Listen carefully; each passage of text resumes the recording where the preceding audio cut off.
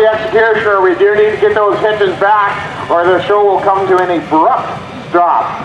And be good for you guys down there to pull those hinges of the back or pull away from the sled. And we've got Miles Martin backing in to take the hook.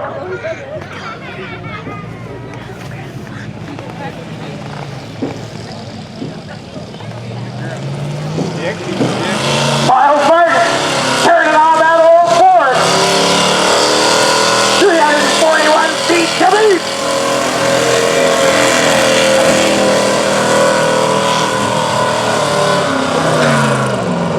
Give a hand, ladies and gentlemen. Not quite enough for top spot. Miles lands in 332.1 feet. 332.1. Green lights and green flags. Why are Ready to you put the dice into work.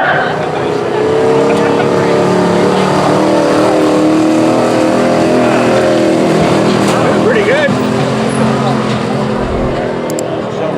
Give him a hand, ladies and gentlemen. The Dyson lands in 345.8 feet. 345.8.